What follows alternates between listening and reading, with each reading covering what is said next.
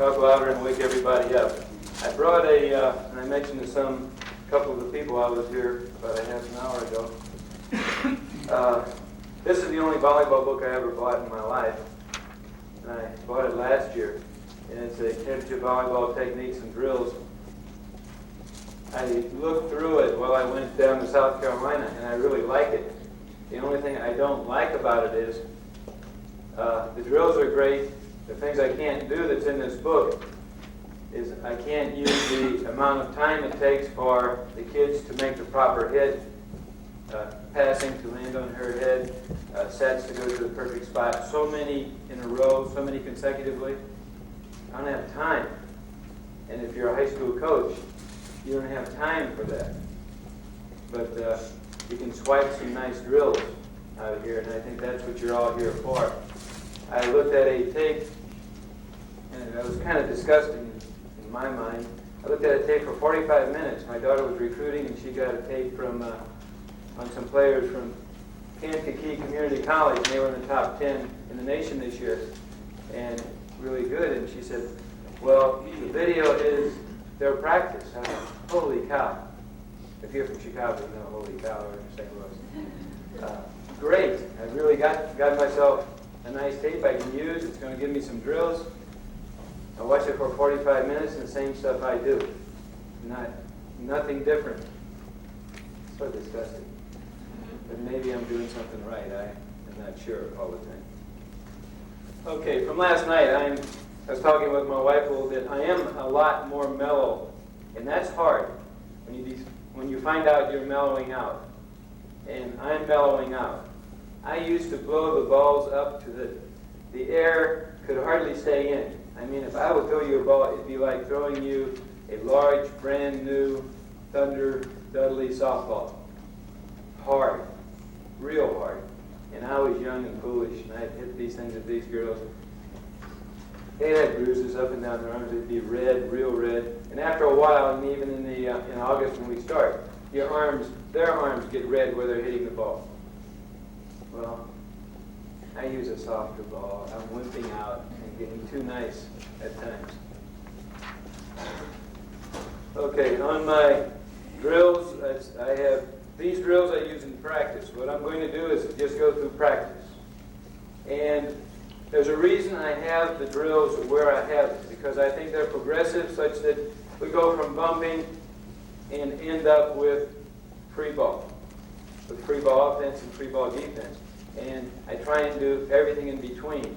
We practice for about 2 hours. After 2 hours, unless your kids are a lot better than mine, they kind of get lost. I don't know where they're at. They slow down. And so I just quit. And so after 2 hours, we usually finish, unless in this particular year, last year sometimes they say, well, we need the more blocking drills. You didn't do this drill. You didn't do that drill. So then I do that for a little bit longer. Another thing I've mellowed out into is my arm hurts. I don't know if any of you have a sore elbow on the inside. It kills me. And in practice, I use a little wrap I got from one of my farmer, it's just another graduate, alumni. She's got a master's in physical therapy, just a wrap. And I only wear it in practice. When we go to matches, I'd be too embarrassed to wear it. I probably should, but you know how some of those guys are. Can't let somebody know. But anyway, the best thing they say for it is rest. And I've been resting it. So I'll rest it until August. Okay, we never scrimmage. I feel scrimmage is a waste of time. Because if you scrimmage, how many balls are on the court? One. One ball for 12 kids. So we never scrimmage. I think it's the biggest waste of time. It's important to me to get the ball in as many hands as possible, doing something that will teach and reinforce a skill. If they're doing it right and doing it real well, you still have to do it. Make sure they don't lose it. And another little thing, the kids I have the most trouble with, the kids who make the mistakes, down the road, when the season gets further along, I have always found if I've got a sophomore, junior, and seniors on the varsity and they're out there playing, the kids who will make the mistakes in the big games, and there's a lot of pressure on, are the seniors. The seniors will make the big mistakes, or make mistakes much sooner than the junior and sophomore, and the reason is, what's next year offer them? Nothing. They have to do it now. The pressure is on them to do it now. The juniors, oh, I've got another year. I don't have to worry about it. The sophomore, if they're out there and that good, they're not worried. They just wail away if they're spikers and pass. They've got 2 more years to go. They can go back next year. They're not worried about it. But the senior is worried, and they will cause most of the problems. I had my back row player who played well last year, and then this year, near the end of the season, she said, "I can't pass." I said, "You've been passing for 3.5 years. You can't tell me in one day, today you can't pass. What am I doing wrong?" It's in here. So when that happens, that's, to me, the reason why. We practice for 2 hours, no longer, and like I told you, I think I lose them. I think high school kids have so many things going on, but that's about it. I don't practice on Saturday and Sunday. I deserve a day off. Unless I have a state championship match or in the state playoffs on Monday, I don't practice on Saturday and Sunday. And the little thing that irritates me is, in your schools, which are the teams, varsity teams, that have matches or games on Monday? You know any boys varsity teams that have matches on Monday?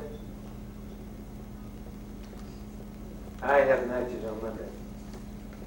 There are no varsity basketball games on Monday. There are no varsity football games on Monday. The minor sports, the men also don't worry too much about as far as soccer for now, until that gets bigger. Cross country. Those types of things they don't worry about. Girls basketball games are on Monday. So we're still at the bottom of the barrel. Okay? I tried during the season to give them Friday or Monday off sometime.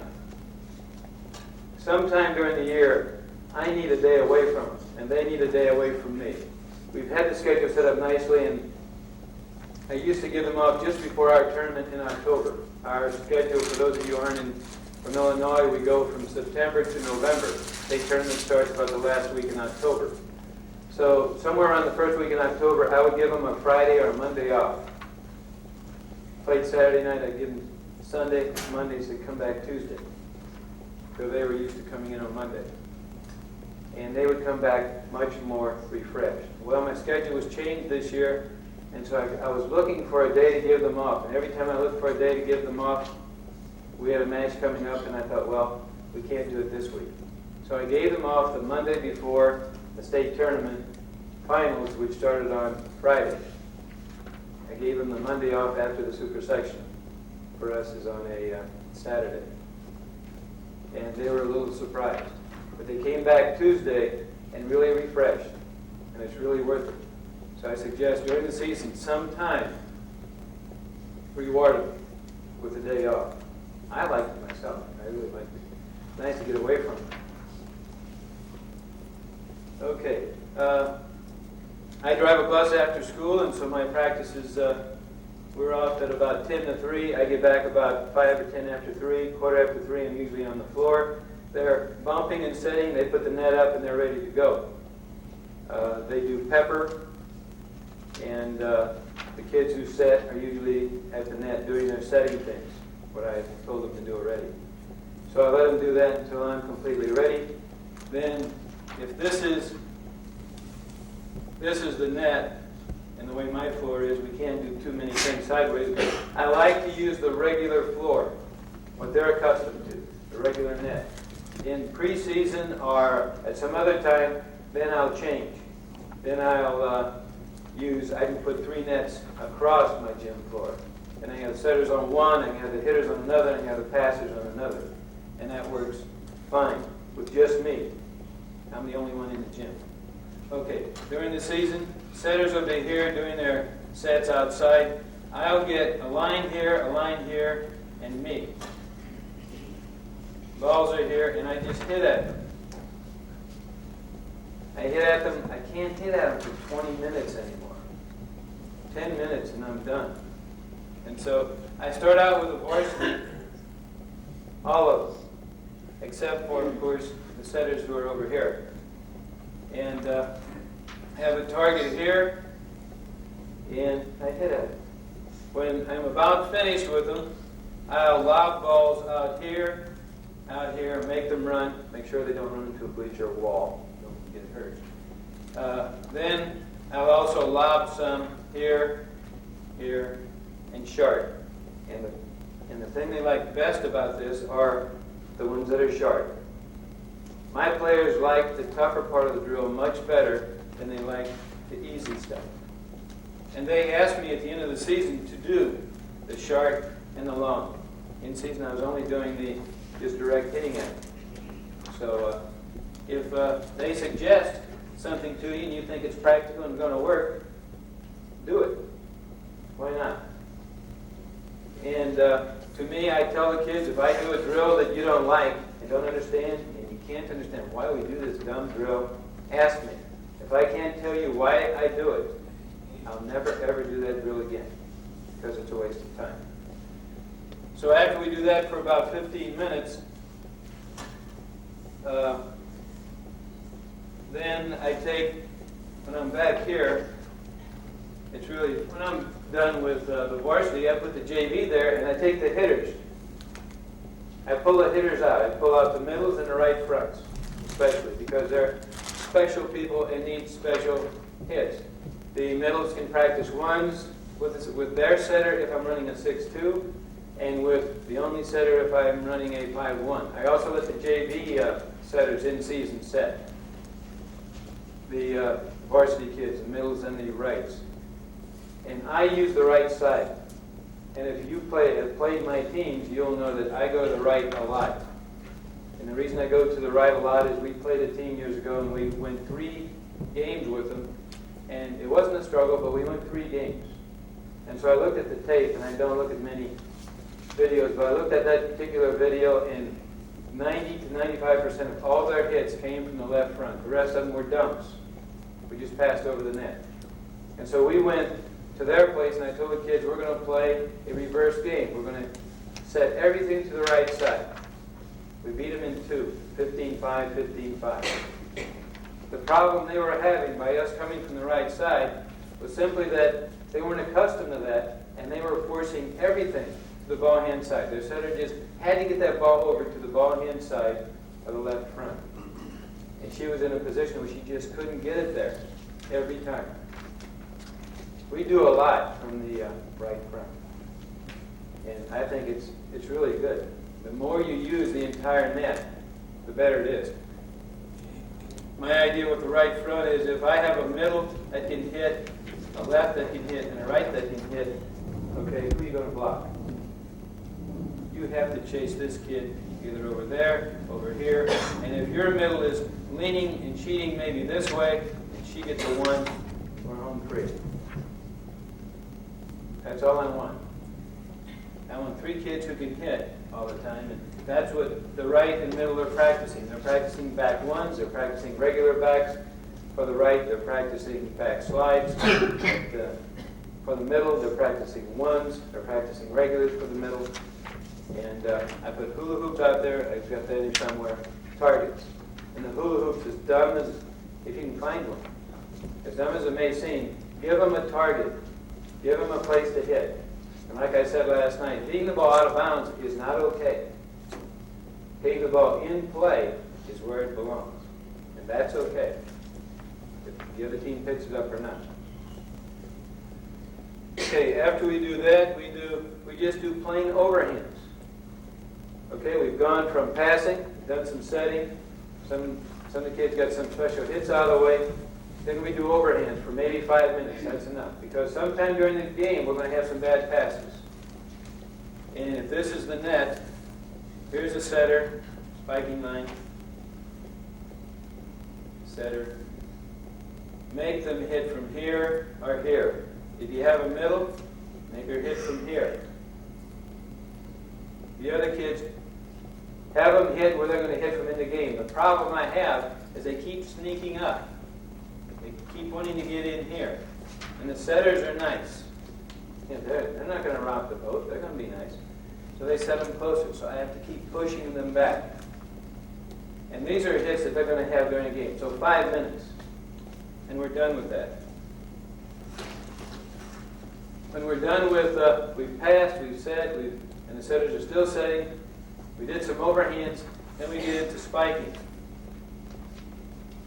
Setter here. They're spiking this way, so we start with the left fronts are here. Ball bag is there. Tosser is here.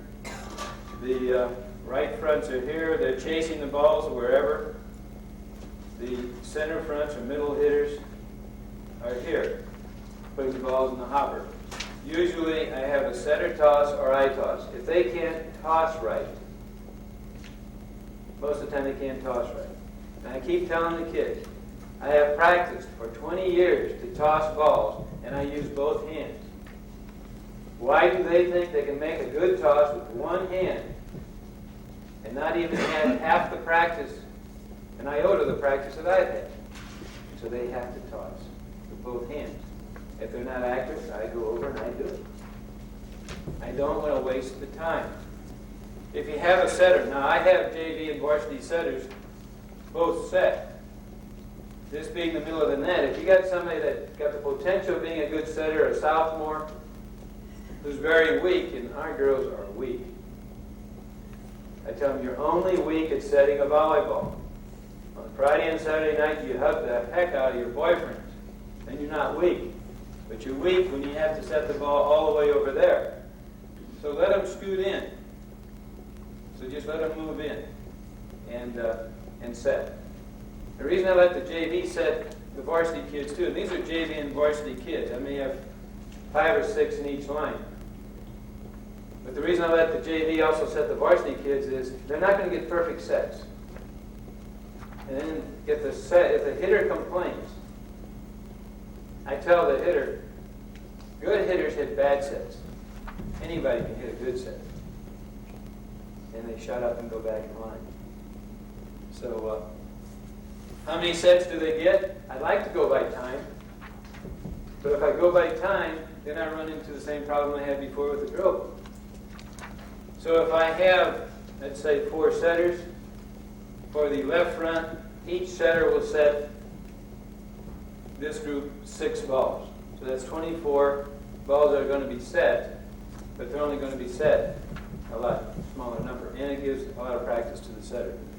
When we're finished with the left fronts spiking,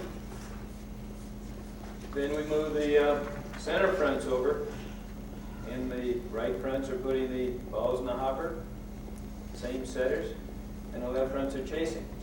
Now we only have side-out hits. The kids need to know they have only side-out hits.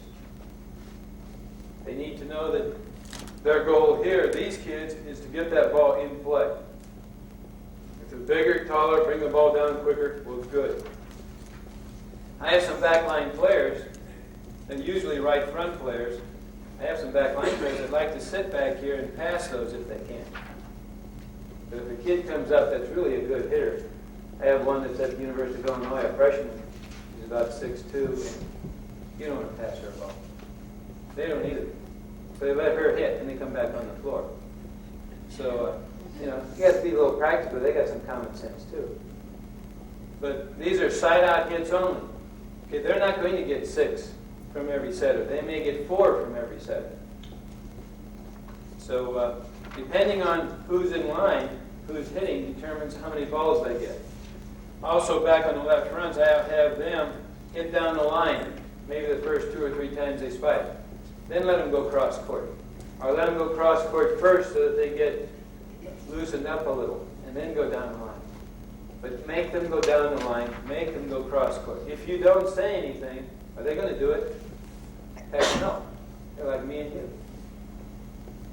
They're not going to do it. Okay, we're done with that left side. The right fronts do the same thing as the middles. Then we go to the middle.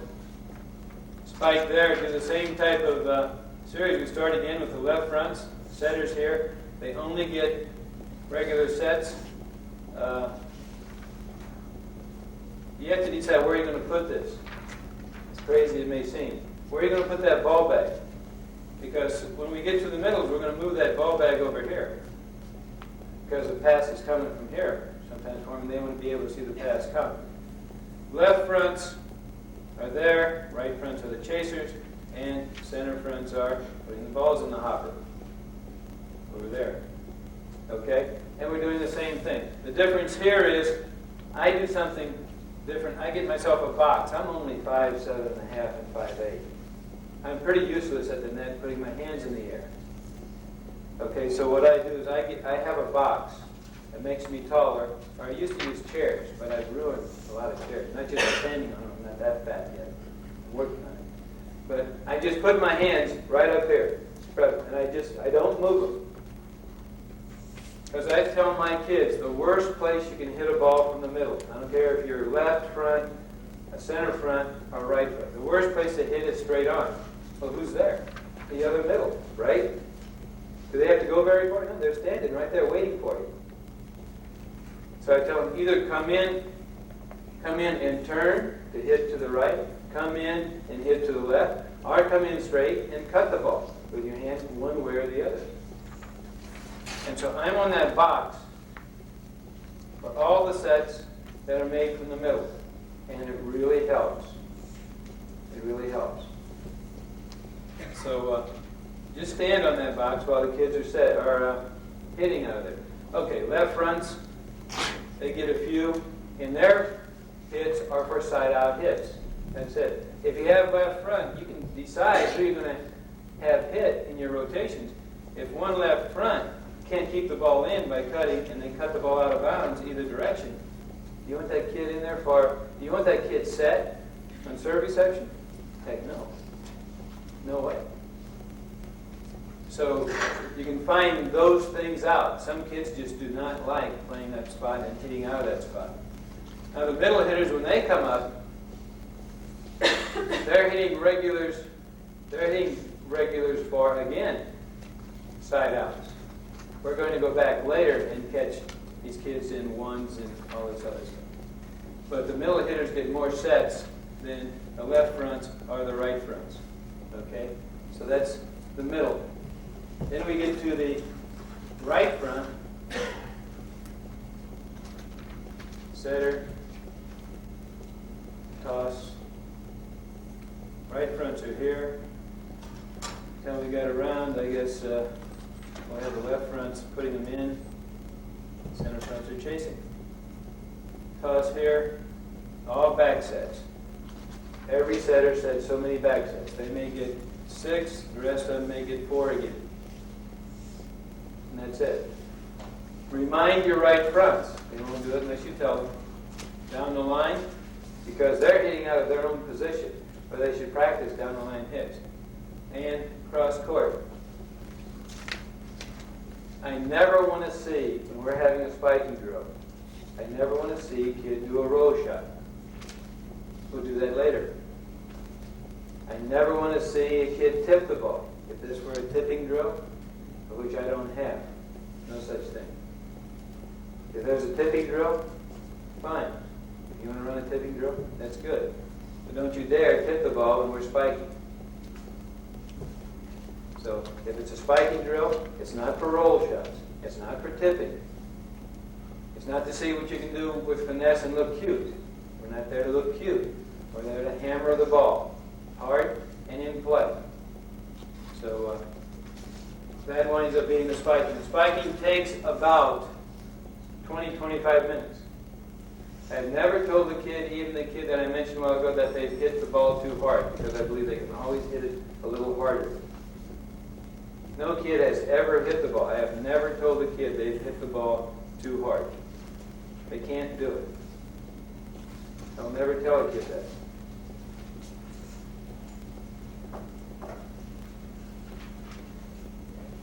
Okay, did that.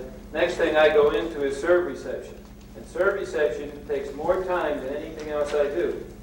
I think this year and last year we were the best side-out team I saw. And if you don't get side-outs, you're in trouble. So on serve reception,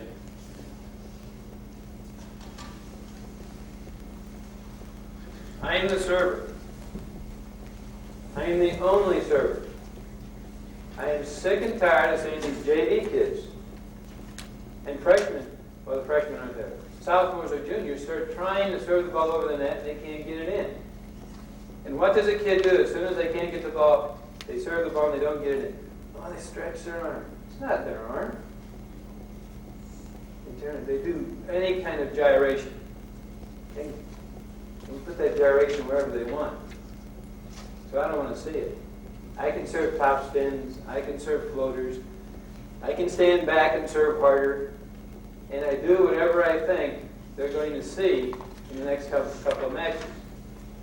I am a 95% server in practice. When I serve them out of bounds, I'm trying to go to a line, and I care all of you. In the beginning of the season, are we good servers?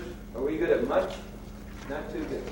But down the road, I can really make them scamper and hustle for the balls.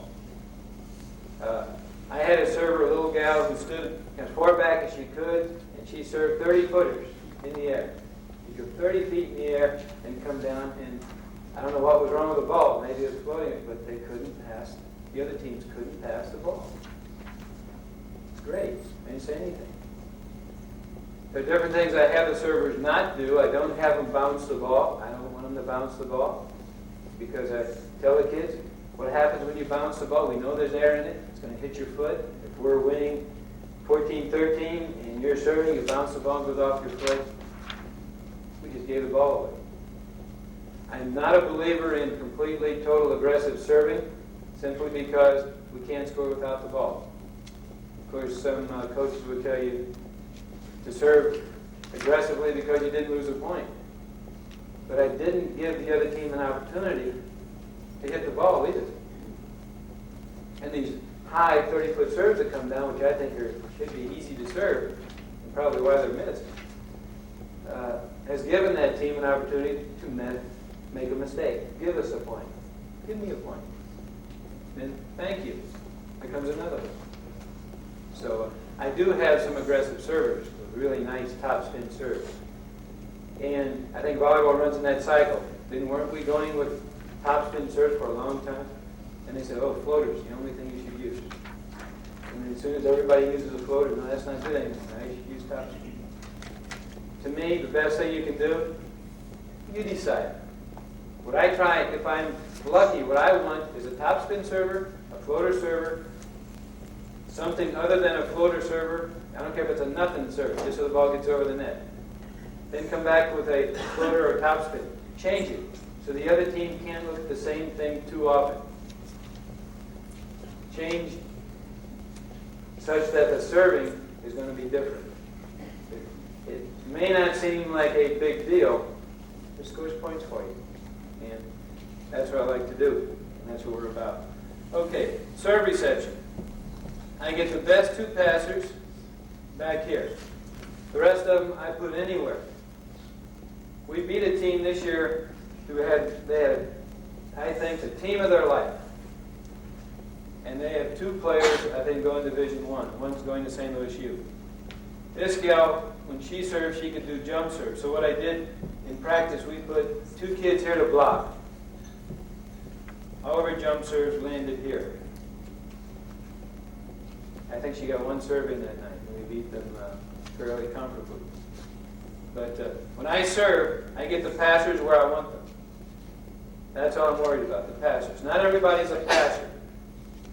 What I do with the rest of the kids is I've got another kid who's not a bad passer, and so I put her back here. She's maybe a passer 2. She's not like a good passer 1. And another one I might have sitting out here. But I try to always have blockers at the net. I squeeze these people inside. A lot of room here. These lines, these out-of-bounds lines, are on my side. That's part of my team.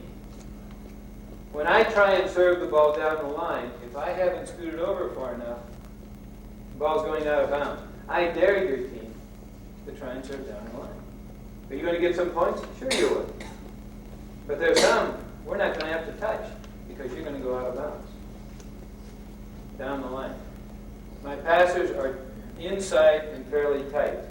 If this is, and usually using those lines they put on the floor for volleyball so that we can use them to put people out there, you can spot them somewhere around that line that goes around the circle.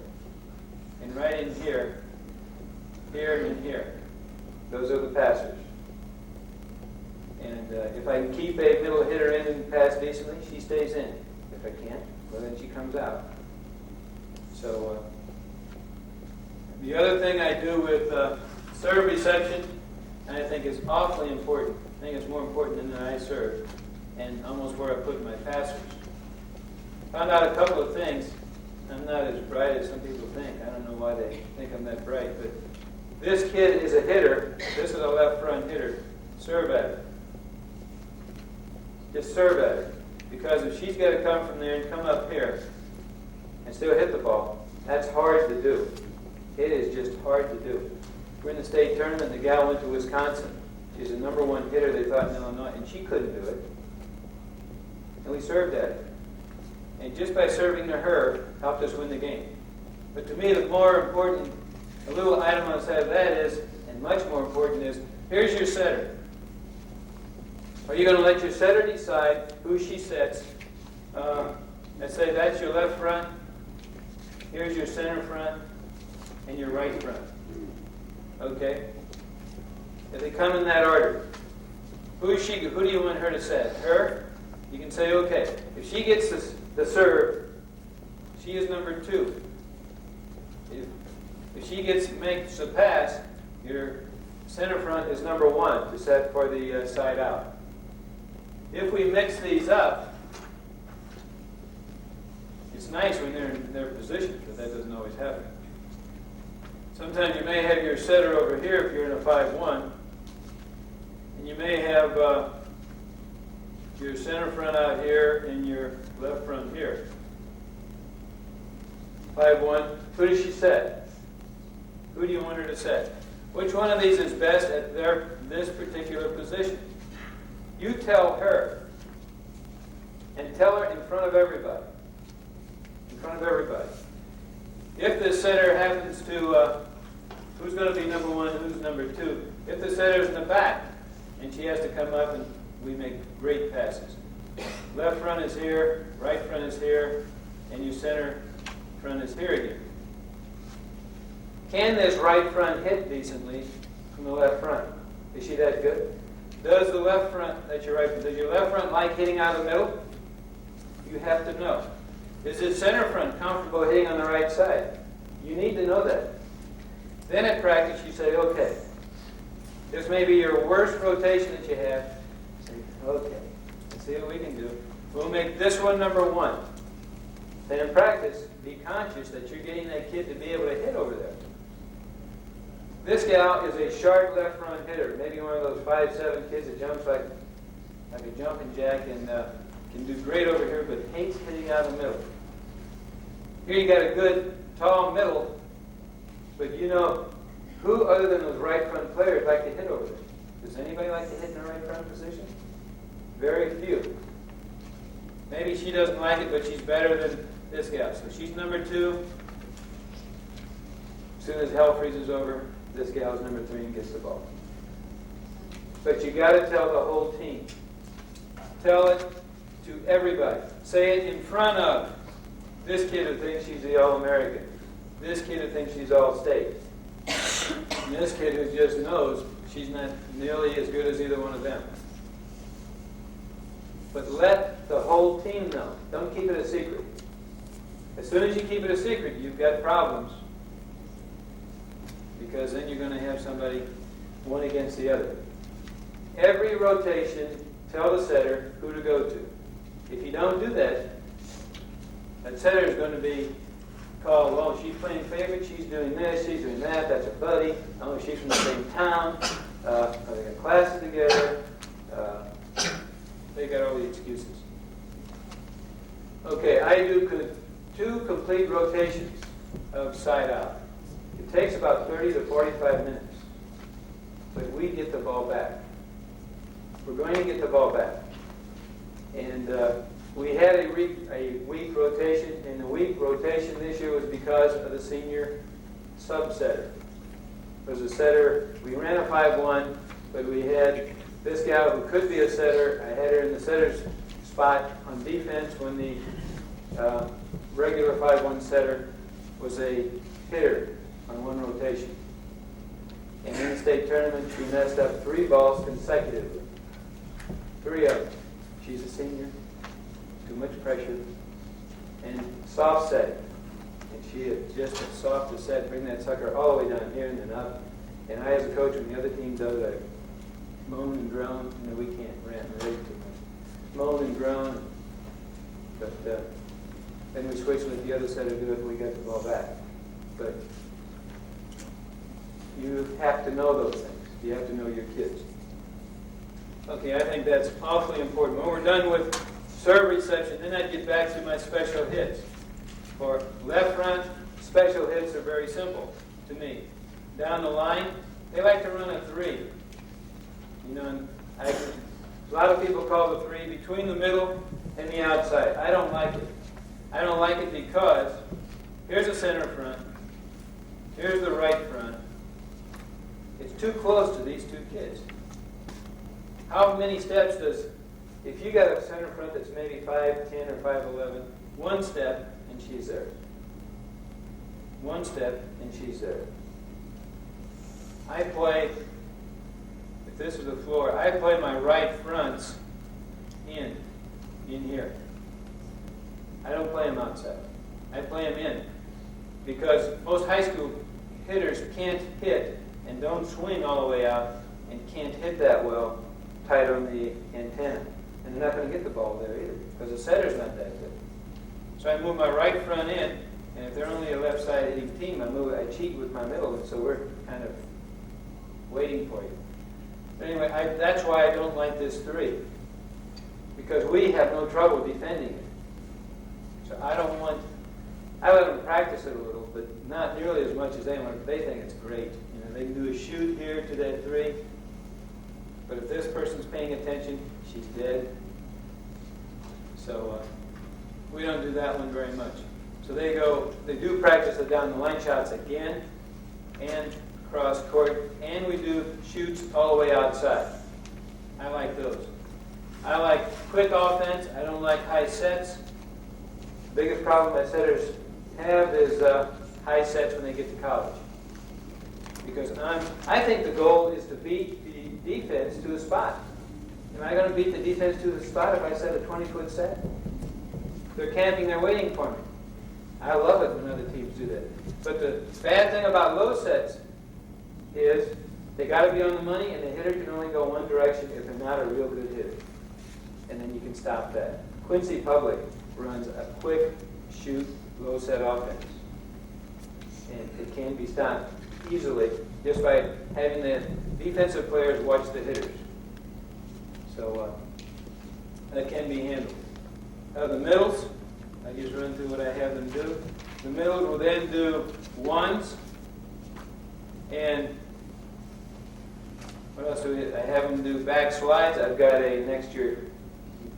She's only going to be 6 foot on my paper, but she's going to be really about 6'1" or 2. And she's got a nicest back slide that she can put down here. And she did it this year. She's not really aggressive and needs to be more competitive, but practice those, and might practice a couple of swings where she is behind the setter for a back 1. And those hits.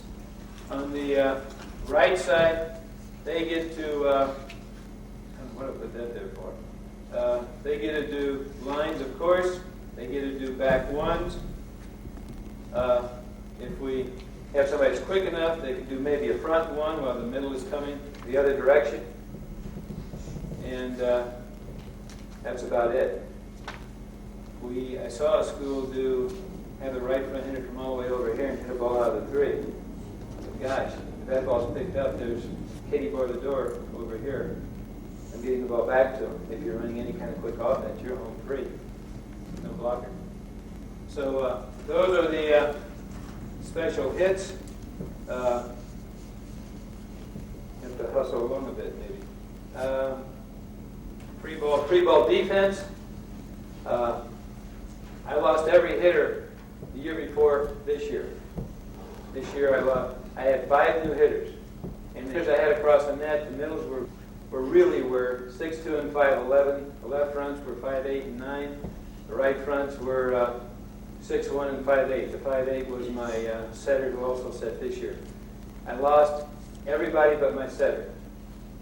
So I came up with five new hitters, and turned out pretty good. But you better have those people ready to go when it's time. So we do free ball. On free ball, if my setter doesn't get the ball to a particular player, I tell her. I don't say out loud. I say, Amy, over there. Because I can see if a kid's getting frustrated and not getting enough sets. And I don't want them to get frustrated. I want to be responsible.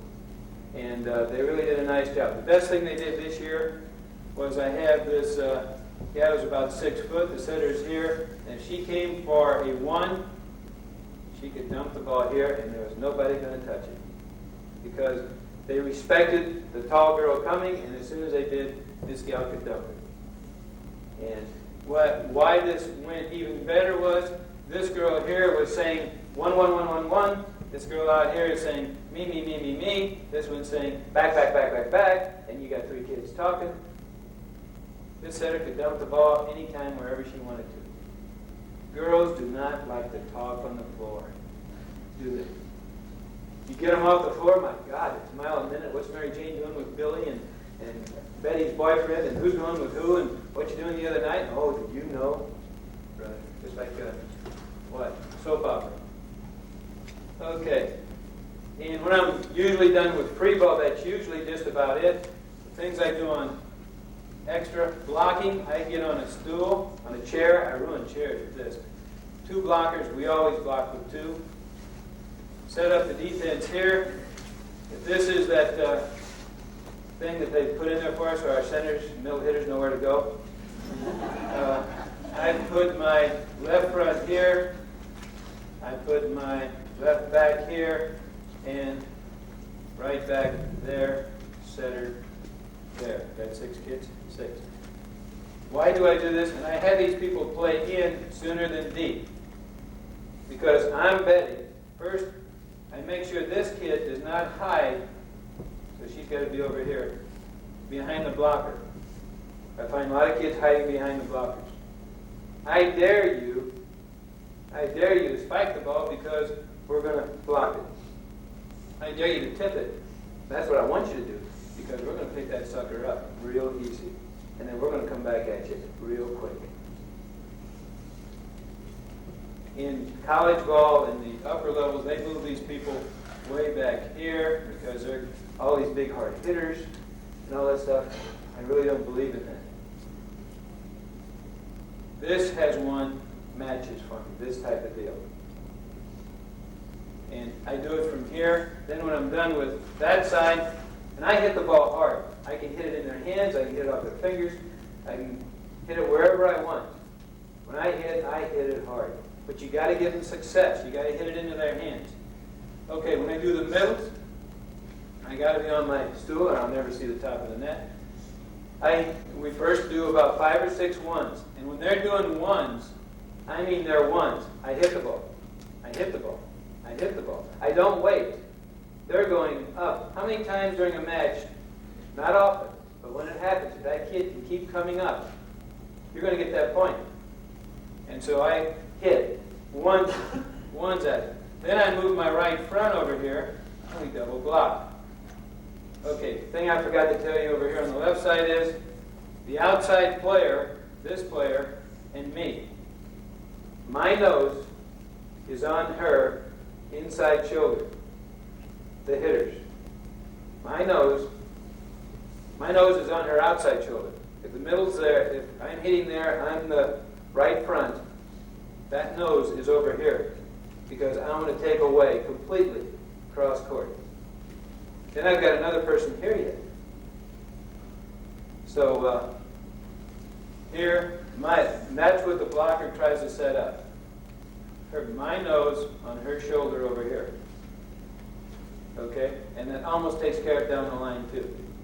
Here, it's my nose on this middle's inside shoulder.